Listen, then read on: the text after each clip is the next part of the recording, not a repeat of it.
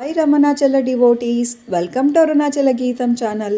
అరుణాచలంలో విశిష్టమైన దుర్గా అమ్మవారి ఆలయాలలో ప్రధానమైన ఆలయం గురించి ఇవాళ మాట్లాడుకుందాం. ఈ ఆలయం చాలా శక్తివంతమైనది, కానీ చాలామందికి తెలియదు. ఇక్కడ ఈ ఆలయం ఒకటే కాదు, ఇక్కడ ఉన్న తీర్థం కూడా చాలా గొప్పది. అమ్మవారు ఒకనాడు శివునికై తపస్సు చేస్తుండగా అటువైపు వెళ్తున్న మహిషాసురుడు అనే అతి క్రూరమైన రాక్షసుడు అమ్మవారిని చూసి తపస్సు భంగం అయ్యేలా వ్యాఖ్యానించాడట. ఈ మహిషాసురుడు పరమశివ భక్తుడు మరియు చాలా శక్తివంతముడు.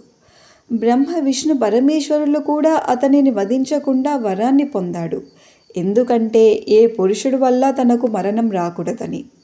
అందువల్ల అతన్ని వధించడానికి ఆ దేవుళ్ళు సైతం తమ ఆయుధాలు అమ్మకు అందచేశారు. ఆ రాక్షసుడు అమ్మ తపస్సుకు భంగం కలిగించటంతో ఆగ్రహానికి గురైన అమ్మవారు వెంటనే ఆది పరాశక్తిగా మారి తన త్రిశూలంతో రాక్షసుణ్ణి వధించారు. అందుకే అమ్మను మహిషాసుర మర్దినిగా పూజిస్తాము. రాక్షసుడు శివుని భక్తుడు కావడంతో అమ్మ వధించినప్పుడు అతని కంఠంలో కట్టుకున్న శివలింగం అమ్మ చేతికి అంటుకొని ఎంత ప్రయత్నించినా వదలలేదు. అప్పుడు అమ్మ గౌతమ మహర్షి యొక్క సలహా మేరకు తన ఖడ్గంతో భూమిని చీల్చగా తీర్థం ఏర్పడుతుంది. అదే ఇప్పుడు ఖడ్గ తీర్థంగా పిలువబడుతుంది. ఖడ్గతీర్థ విశిష్టత ఏమనగా ఎప్పటికీ ఈ నీరు ఎండిపోకుండా అలానే ఉంటుంది. అందుకే ఈ తీర్థాన్ని మనము జీవవాహిని అని కూడా అంటాం.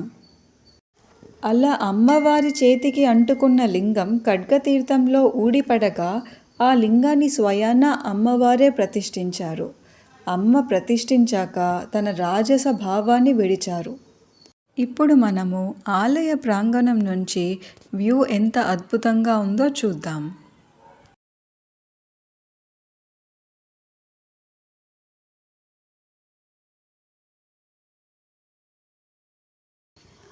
ఆలయంలో ప్రవేశించగానే కుడిపక్క దీపమండపంలో ఉన్న అమ్మ విగ్రహం దివ్య తేజస్సుతో వెలుగుతూ కనిపిస్తుంది.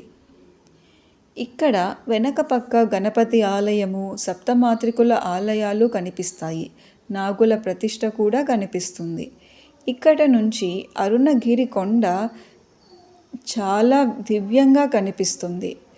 ఈసారి అరుణాచలం వచ్చినప్పుడు ప్రతి ఒక్కరూ ఈ శక్తివంతమైన ఆలయాన్ని దర్శించుకొని అమ్మవారి ఆశీస్సులు పొందుదాం.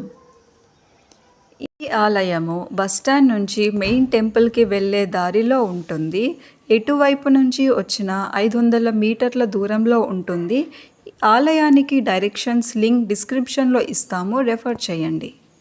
ఇలాంటి మంచి కథల కోసం మన ఛానల్ని సబ్స్క్రైబ్ చేసుకోండి.